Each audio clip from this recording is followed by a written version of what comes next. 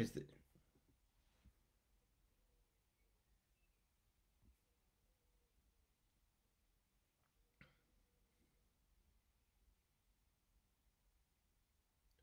right. I think I'm live. That was, I'm so hopeless with the 5 minutes late. Mine's terrible, isn't it? Yes, I am. I'm sure I'm live. Am I? Someone tell me. Is there anyone watching? It says live. It says live there. Been live for 22, 23 seconds. Um, I don't know. Anyway, I will just continue. What we need is some theme music. Now, the theme music is this.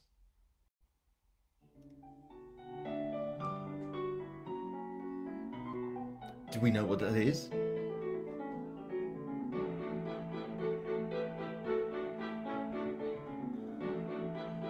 Yes, well. So that's the theme tune from wonderful, was it late 70s, early 80s? Um, All Creatures Great and Small. And the reason I've got that on is because All Creatures Great and Small was filmed in Wensleydale. So a lot of childhood was, oh, look at that, that's been on telly. And the main bit of it, Skelsdale House, I think it was, which is where James Herriot had his thing, did all his stuff with the animals and healed them and all the rest of it, was in Askerig. Now, Askerig is in Wensleydale, and Askerig is where this book is set. Death's Requiem. Yes, it's set in Askerig. Now, let's start from the beginning. That's all that stuff. The most important bit is the beer to begin with. And I've got this. Askerig Ale. Nice, eh? So, in celebration of the fact that this book is going to come out tomorrow, we do this.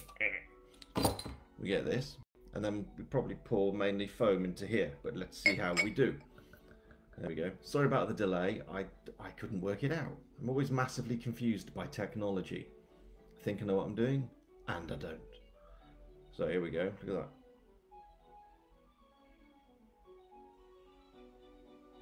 that. And done with a very dramatic finish in the music. Marvellous. That brings back lots of memories of childhood. Let's stop that. So, chin chin, those of you out there having a beer with me. Although a lot of people are probably watching the England match. I don't really do football, but I did watch that. Yeah, so that was interesting. We've got the beer. We've also got, obviously, the cheese. We've got this first. There's the cake. The cake. And I have a plate of cheese. Right. We've only got one comment so far. Terrible, which is fair enough, though. I'm going to do the usual thing. I'll read through the blurb of the book. I'll do a bit of an extract.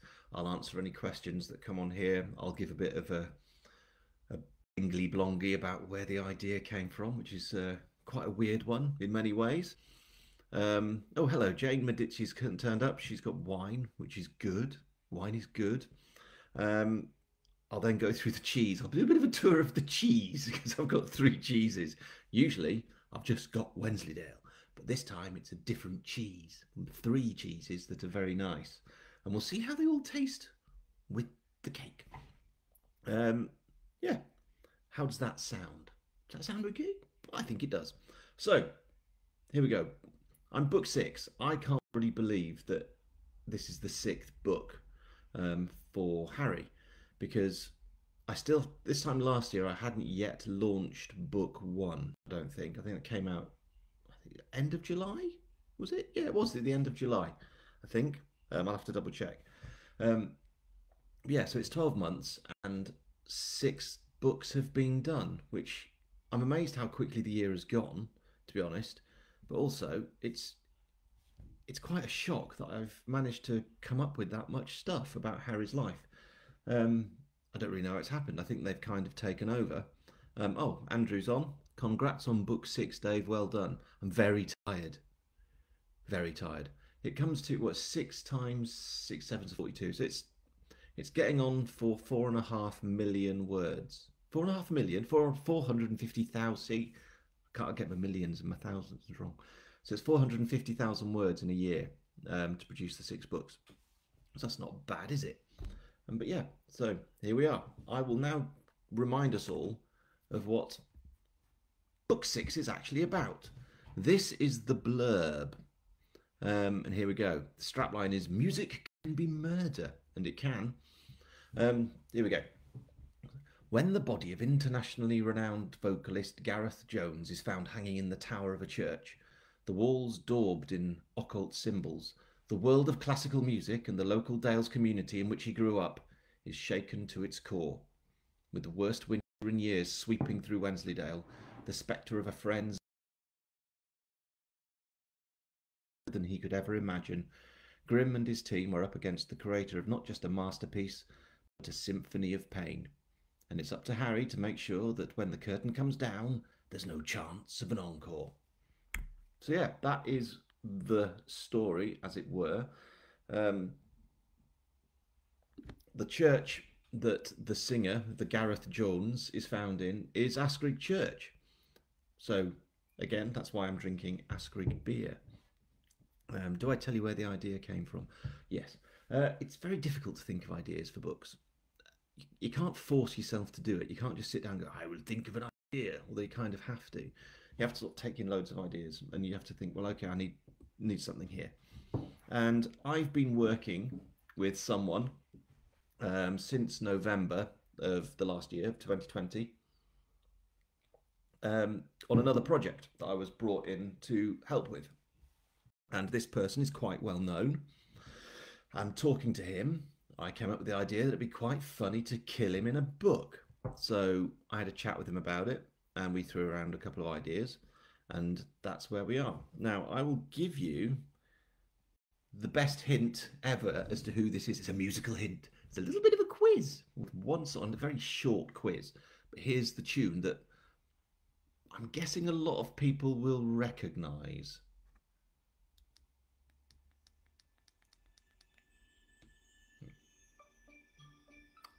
How long does it take to get into this? Was this a bad idea, do you think, playing this?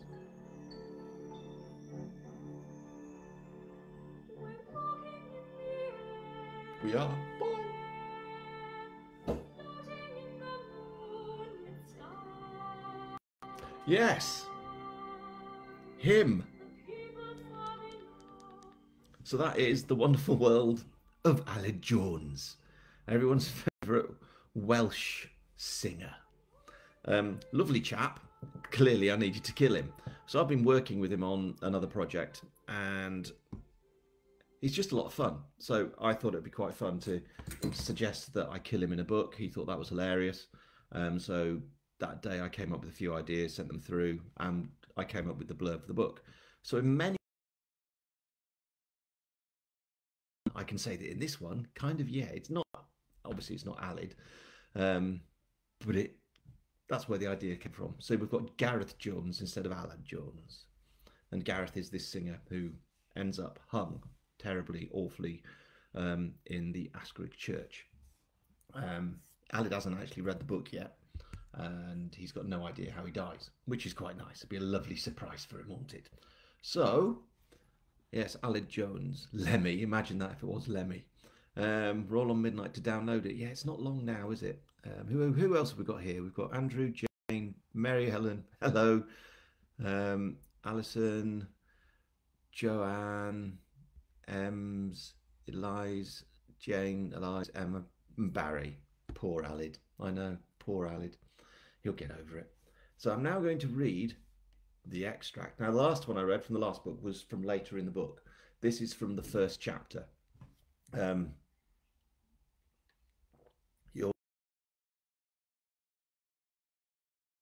So if I go here and I get this, I'm now going to read you an extract from chapter 1.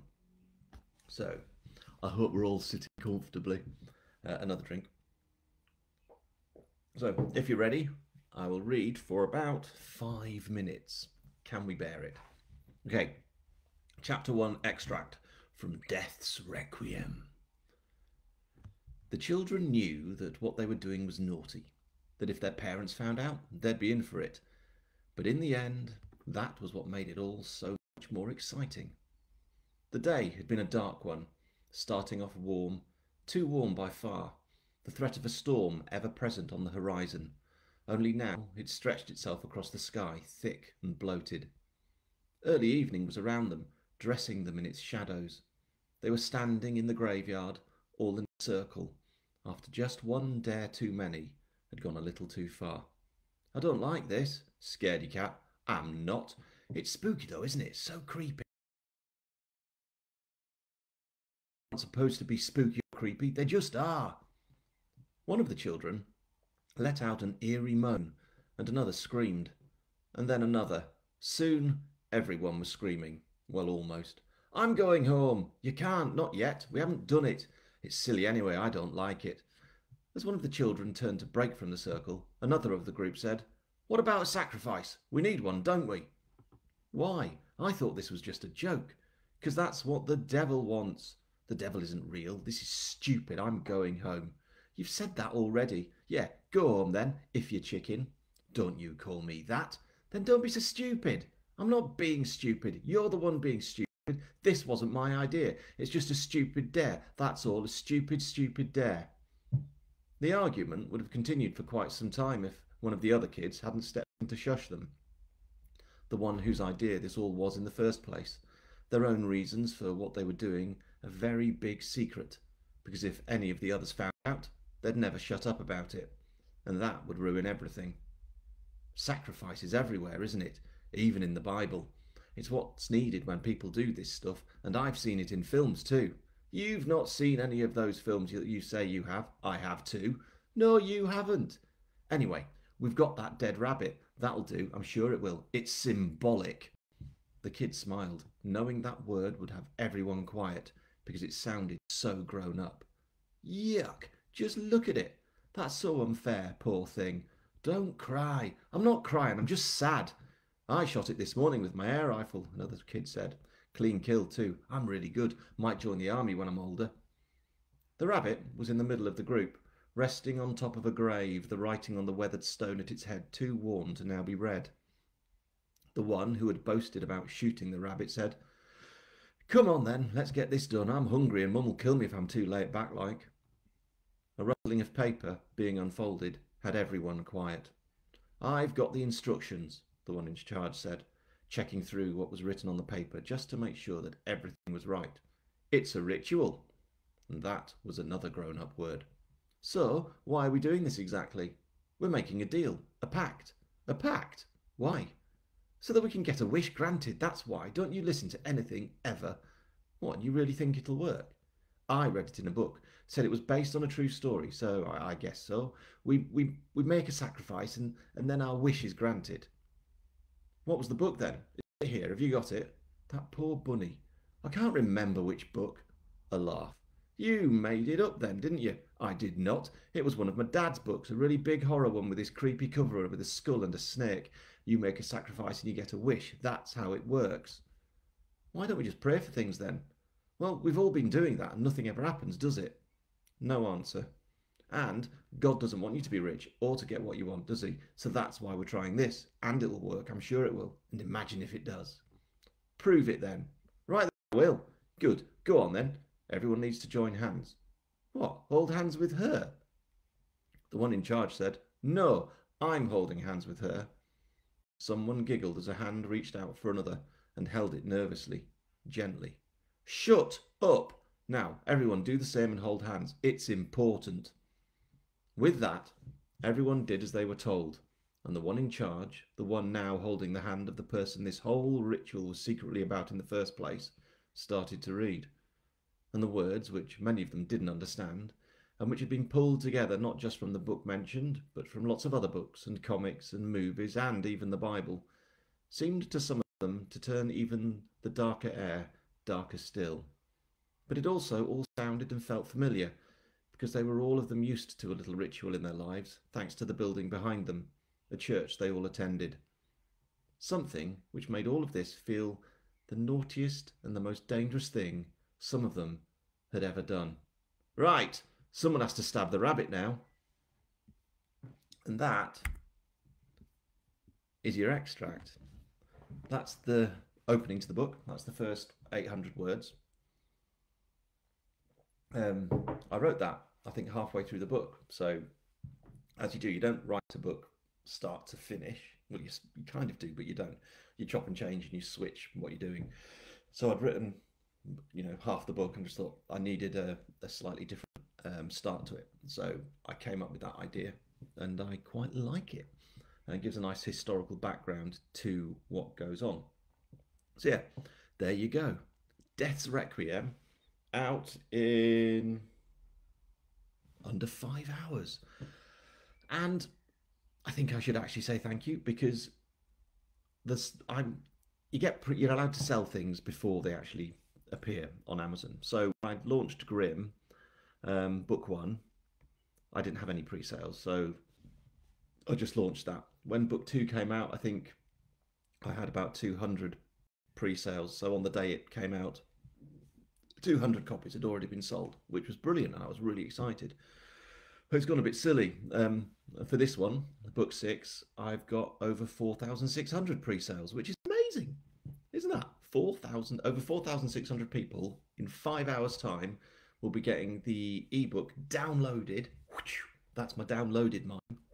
It's not brilliant, but it'll do.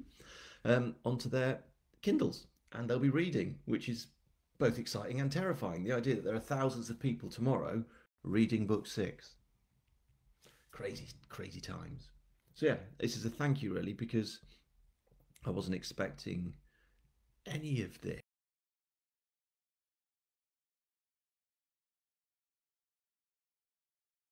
I didn't say this last time, did I? This is news. I'm sure this is news. This time last year, I was MD of a publisher over in Suffolk. I live in Somerset. And because this is all going so well, I'm now writing Grimm full time. This is my job. Amazing. I've got a lot to thank Harry and everyone who likes him and his team to thank them for. I'm very, very grateful and quite humbled by it, to be honest. Let's just see if we've got any of these, any questions or anything here. Good opening, can't wait. I hope, yeah, it's an interesting one. It's a bit different with the way the dialogue's done, because I didn't want to give away who is what and what is who, all that kind of thing. So it's a bit ambiguous. You don't really know who's saying the things, which is why there's not much description, but it kind of works. Eliza's just asked, so are they still kids in the book or are they grown up? No, that's right at the beginning, so that's historical. And then we whoosh. We don't actually have a sound effect in the book, which is a shame. Whoosh. And then it's to now, which is when they're a lot older. And things happen. And obviously we kill someone based slightly on Aled Jones. Right. This is the beer. Now, would you like a guided tour of cheese? See, as I said last time, it was mainly, well, it was Wensleydale cheese. But I thought I'd go a bit wild. Because there are many, many, many Wensleydale cheeses you can have. Obviously, we've got the cake, which I'm going to cut a chunk off now. There we go. It kind of just crumbled. So there we go. Cake. Now, this is called Kit Calvert Wensleydale cheese. Now, Kit Calvert was a very important man in Wensleydale. He basically saved the dairy. And my father, when we were up in the Dales, he was the Methodist minister, and he took Kit Calvert's funeral. And he was taken through Hawes up to the graveyard on a horse-drawn carriage, which was very impressive. So it was held in high regard. So this is Kit Calvert Wensleydale cheese, and it's a very I think it's apparently a more traditional Wensleydale kind of thing. But it's lovely. I don't know how to describe it. It's not crumbly like the Wensleydale normally, but cheese. And we've got this one. I like blue cheese. Look at that. It's brilliant. It looks like Stilton, but it isn't. It's a lot milder. And I've not actually had it with the cheese, with the cake. But now I'm going to. Oh, let's just have a look here. We've got a couple of comments. We've got Charlie. Love your books. You need to tell Cockets about them. They knew nothing about them when I went to buy cake. When did you go, Charlie? Because Dave, who owns it, knows. And I was in touch with him just a few minutes ago. And I've given him a heads up. It's probably the staff don't really know. Dave's a bit useless at that. but yeah, they do know about the books. But that's quite funny. Anne, who seldom pre-orders but did this time, which is really nice. Thank you, Anne. Um, Alison moved to Somerset in September. Well, it's a lovely place, Alison. It's very nice. How Robert Ian Shires, great books. How have you done your research in Hawes? Did you used to live there? Yes, Robert, I did. And if you read the author notes in all of the books, you'll see that I sort of refer to that. So the first book is how I think I refer to that in that one, how we left Cirencester, Gloucestershire, because I was born in Bristol, kind of like Harry, and off we went to Hawes in Wensleydale. So I mentioned that, and each book has an author's note at the back where I kind of explain where I got the ideas from and my history in the Dales. So yes, I lived there, and I do still have friends up there. I'm in Midland and Hawes and other places. I haven't been there for a few years now. I think it's 4 years since I was last there. I need to rectify that. Yeah, a lot of memories. You know, it's still all in my head, and obviously my family, so I can ask them about things. But I try and check things up. So with the community centre, for example, where Harry and his team are based, I had a friend of mine go in and send me photos of it and send them through to me and describe it and all that kind of thing. And I want that. I want it to be as realistically as possible, because I like the idea of people reading the books and then going off to Hawes, and that's actually what's happening, which is very funny. People are now going to visit Hawes because they've read my books, which has given me an idea. I may at some point do the Harry Grimm Guide to Wensleydale, or the Dales, because obviously he doesn't just he's been to Swaledale and various others. But yeah, so that's that. Anyway, the blue cheese. Look at that. People really do think it's weird that you put this with this and put it in here. It's not. It's marvelous.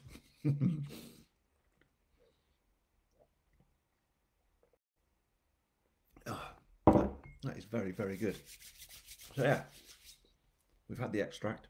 I've eaten some cheese. Oh, I've got one more cheese left. This one. Smoked Wensleydale. Now this is very nice. It smells stronger than it is. Worth trying. So get yourself some of that. I got all of this from the Wensleydale Creamery, which is definitely worth a visit if you get the chance. Now, if you want to do Q&As, we can, which is always a bit of a laugh, but I try and respond to comments as I can. No, we've got some. Oh, Robert's off to Midland in October. Midland is lovely, Rob. The castle's fantastic. There's some lovely pubs, good food, good beer. You'll love it. Cobbled streets and stuff. It's smashing. I've got an old mate who lives there, Robbie Bright, who's not watching this, but I'll wave to him anyway. Hello, Robbie. Oh, obviously, there's also book 7 coming up, isn't there? Now, I've been trying to launch a book every 2 months for the past 6 books. For this one, because it's coming up to the summer and holidays and things, I thought I'd just give myself an extra 4 weeks. So this is pre-warning you, okay, that the next book won't be out on the 30th of August. It'll be out on the 30th of September, an extra 4 weeks. But as we're all going to be running around on holidays and doing various other things, I don't think it matters. If I finish it early, I can obviously launch it earlier should I so wish. But this just means I'm not under so much pressure, because you can put yourself under quite a lot of pressure to do this, despite the fact that it's tremendous fun. So, book 7 is already up on Amazon. We should be having a cover reveal over the next few days, which will be quite exciting. And the title is Blood Sport, which is a title I've had in my head for, actually, since I started this whole thing with Grimm. I thought it'd be a really great title. But I didn't want it to be about shooting and all the rest of it. I didn't want to go down that line. I wanted shooting to be in the background of, you know, of sort of the country lifestyle anyway. So if shooting comes into the Harry Grimm books, then it'll be based on just people shooting as part of what they do.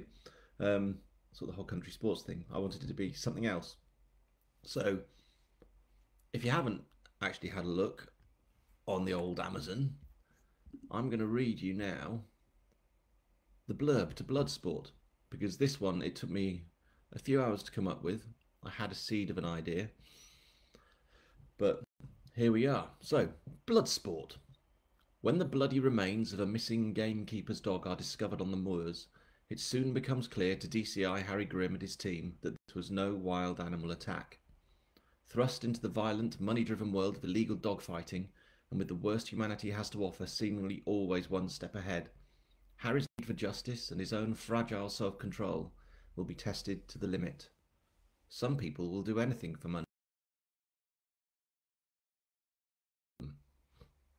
Now, I quite like the sound of that, which is good because I'm obviously writing it and planning it at the moment, or planning it and writing it. And I kind of wanted to do a story that isn't going to be automatically a murder, because all the others kind of have been, haven't they? Wanted this to be a little bit different, and I wanted it to be something that would maybe push Harry into a situation or situations where sort of that more violent past of his comes out.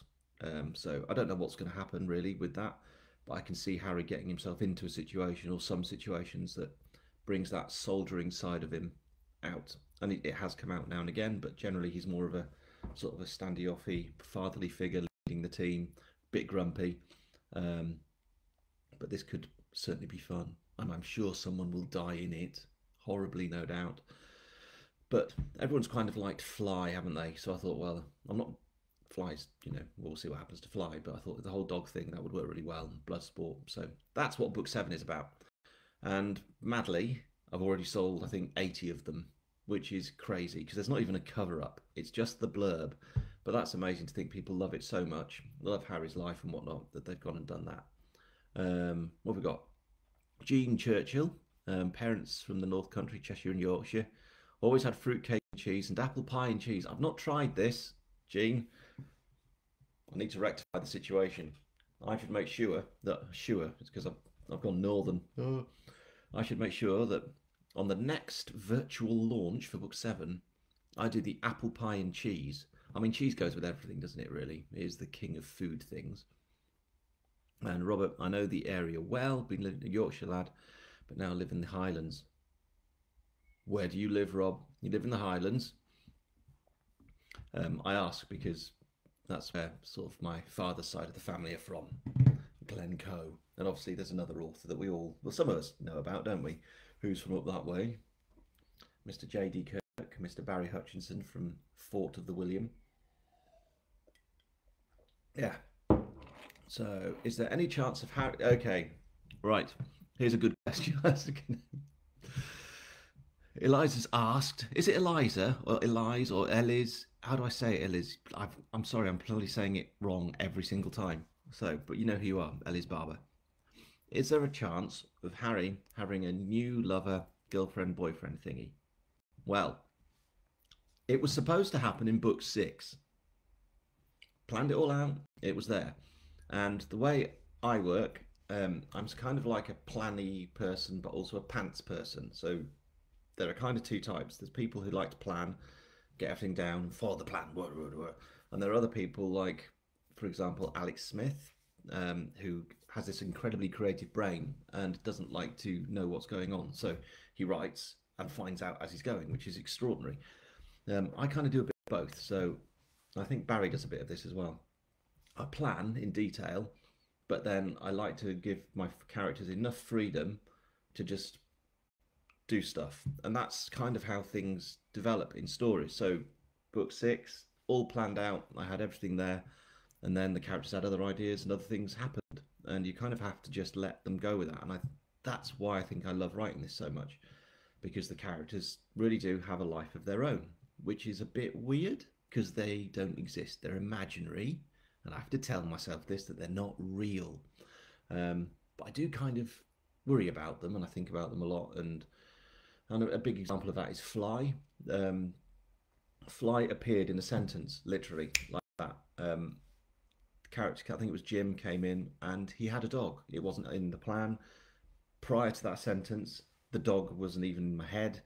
Jim walked in, there was a dog. And it was there, like that. So I had to go with that, and I'd introduced a new character, and here we are with Fly being one of the main parts of the team that everyone seems to really like, which is bonkers.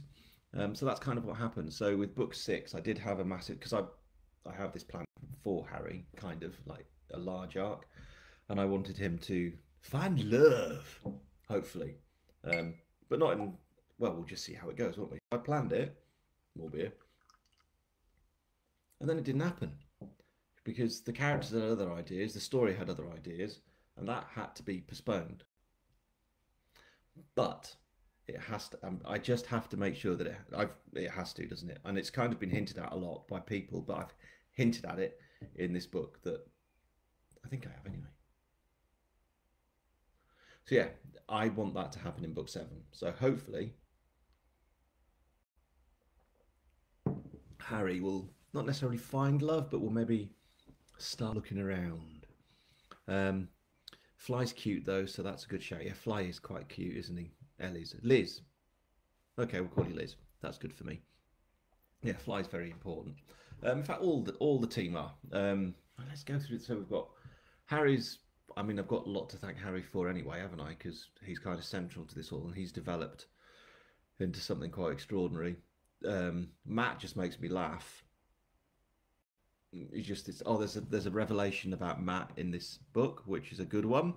Really chuffed again, and that's something that I didn't plan. So the revelation about Matt was a complete surprise, and hopefully it'll be a surprise to you as well. It's a nice one. But I like Matt. He's just this solid bloke, fun, good at his job, loyal. Everyone trusts him. That's why I like him. He's just great. We've got Jaden, who is hilarious, a little bit immature, very enthusiastic. He's a bit like a Labrador puppy, I think. Let me do this, I'll do it. So I like Jaden. He's brought in sort of like that seed into the team, I think. Liz is actually based on someone I know. The whole motorbike thing, her attitude to life is just like, let's just go and do this. It'll be brilliant. Whee! I like that.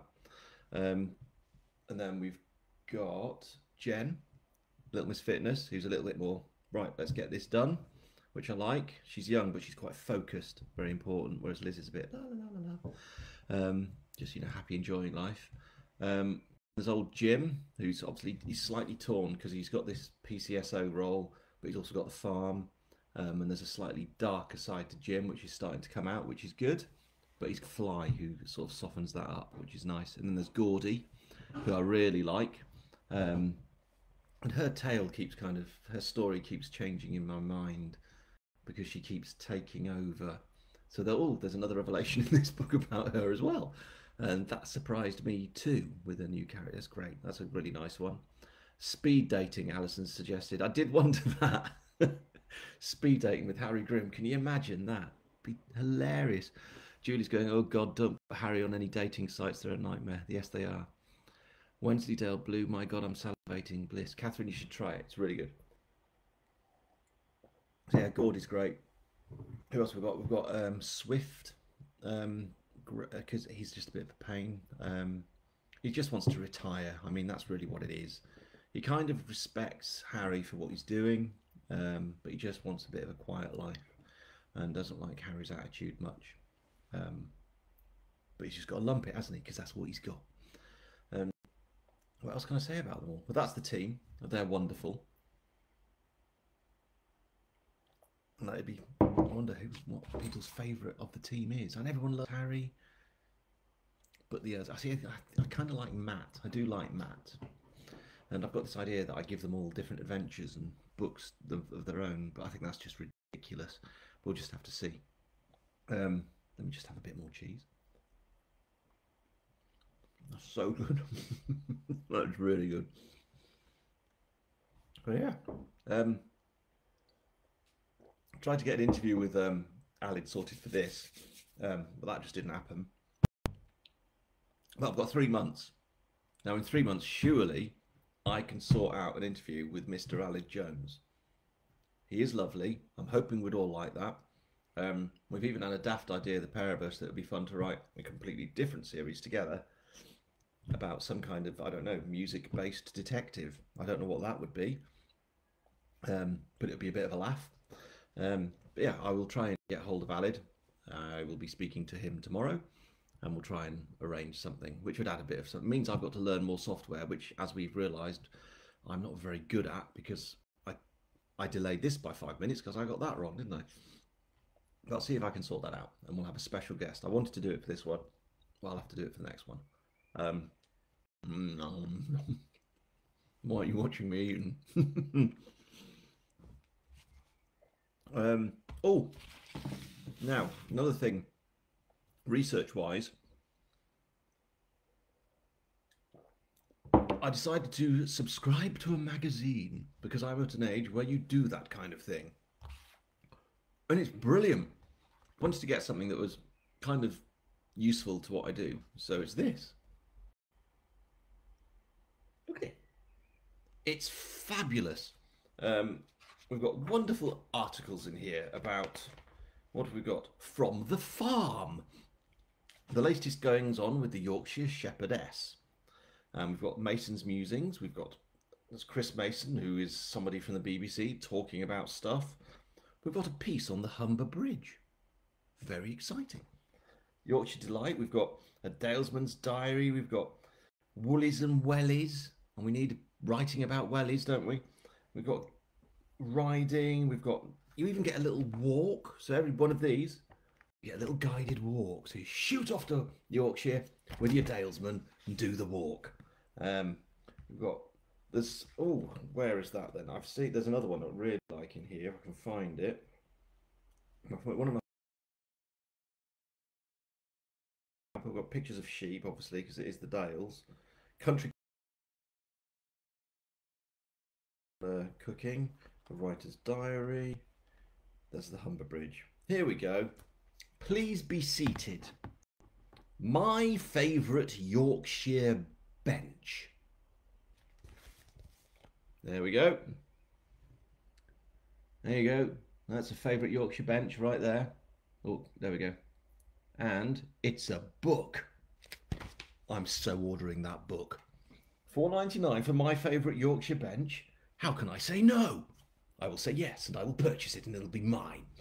Got My Best Day Out. It's fab. It's great. So I get this every month as part of my research, and it's actually quite useful. I even bought the Farmer's Guardian. Is it Farmer's Guardian or Farmer's Weekly? One of those two. As another way of doing research, because there's obviously a big rural thing going on. Oh, let's see if we've got some more questions here. Do we find out about the sheep rustling? That story does continue in this book. Do not worry, Alison. It is in this book, but it does continue into the next one. Like Liz has said, are you going to kill him off on a nicer way than you killed off poor Barry? Barry had it coming. It's something some of you maybe not know about, but it's something we authors do. We like to kill each other in books. So I think, yeah, Barry, I drowned in slurry in book 2. It was just something that had to be done, I'm afraid. Very sorry, but, you know, Barry. It's Barry. He's killed me so many times, he's lost count. So what do you do? The Singing Detective has already been done. Yes, I know, it wouldn't be The Singing Detective, would it? But very funny. When will the paperback be available? The paperback will be available, it should be tomorrow. I have to wait until the ebook is up before I put the paperback up, because they both need to work together. I can't have the paperback go live before. But anyway, it'll be up tomorrow. That was from Christine, so that'll all be good. You do a Harry-based walk. I do want to. One plan I have is to go to the Dales, hopefully this year, and do like a YouTube thing, do lots of videos and do a tour of all the locations, because that's another thing that's really important to me, is that all the locations make sense. So I don't just, I obviously look on Google Maps and all the rest of it and go looking around, but I ask people, and I do obviously know the area very well.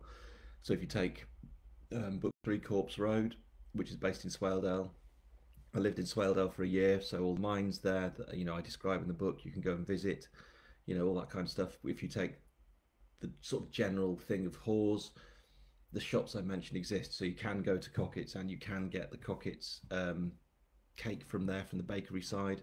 They don't do bacon butties there, that's somewhere else. You have to go to the cafe, but you can get all kinds. You get pork pies from Cockett's, and there's also the Fountain, which is the pub they go to. That exists, that is the thing. So you can go to the Fountain, you go to the public bar, and you can drink where Harry drinks, and you can drink Buttertub's Ale, among others there. So again, it's all about making the place real, because in many ways it's it's a bit of a soap opera, isn't it? For me, I'm getting really into sort of the wider story and how the characters are together and how their lives intermingle and all the rest of it. And the murder is the crime is obviously very important because that's the driving thrust of each story. Thrust. That's a weird word. But I think, and I'm hoping that's one of the reasons people are enjoying the books, is because you're getting wrapped up into what happens to the characters themselves, their own little stories, amongst all the rest of it. So, you know, there's other characters that I'll bring back. I think there's Big Dave, isn't there? The one who's often out, works offshore, but he's in now and again. He takes Harry out for a pint. So I want to bring him back. Just these little characters that pop in and out. You know, it's that kind of thing to give it a real kind of reality and whatnot. But yeah, have we got anything else? Paul Barry, a Paratab, right? How have we done for time there? It's now 7:45. That's 3/4 of an hour of my nonsense. If we're all happy with that, if we're all excited about tomorrow and getting the book, I'm going to sign off. Open a few more beers. I promise not to eat all of the cake. Or do I? I'll get the paperback loaded up so that'll be ready for tomorrow. And then we'll just see where we go. Oh, Jane says, love to see all of the gang of our police detective writers together. we all sort of hang out together and know each other, really. It's like a support group. So I obviously know Barry, I know Alex Smith, Simon McCleve, the various others. And it's nice because we're all doing the independent author thing, which is great. And it's so much fun to do this. Yes, I did watch the England game. I don't like football. I really don't. I just get annoyed with it. But I did watch it, and even I punched the air when we scored goals. I don't know why I did that, but it was nice. But yeah, as I was saying, all of us authors doing this kind of support each other all the time. We're in constant contact to the point that it's ridiculous. But it all helps, and we all help each other, and it is nice. And as I've said, I'm now doing this full time, and I have you people to thank about. Thank you for it, and I feel incredibly lucky and blessed. So with that, before I start crying, I'm going to sign off. Yes, thank you, Alison. It is kind of cool. Congratulations on my launch. Yeah, I'm enjoying it. So I'm going to sign off, leave you all to your evenings. I'm going to eat cheese, cake, and drink beer. Get that paperback up there, and probably sit panicking for the next few days, worrying about the reviews, because reviews are really important. Really important. So if you do like the book, and you've got a spare minute, throw a review up on Amazon, tell everyone why you like it, give it a bazillion stars, and that makes all the difference. It really does make a massive difference, not just to me feeling great, but the book being recognised and noticed and selling and all the rest of it. And then more people know about Harry and his crew and these adventures in Wensleydale. So yeah, thank you to you lot. Did Buttertub pass this week? Oh, hello. Johannes Barley. Did Buttertub pass this weekend on the bike, then into Halls? We're so excited. Thank you, and continue to write fantastic books. That's very nice, Joanne. Thank you. It's a lovely road, isn't it? Buttertub Pass. That one that goes over the top over to Muka, I think. Thwaite and then Muka. Yeah. It's brilliant. Really nice. And the Buttertubs is lovely. Bit of a weird little place. They think it's called the Buttertubs because farmers used to put their butter in it to keep it cool on the way to market. Not sure how true that is, but I like the story. So yeah. Thank you, everyone. I'm going to hit this end live video button at 1950.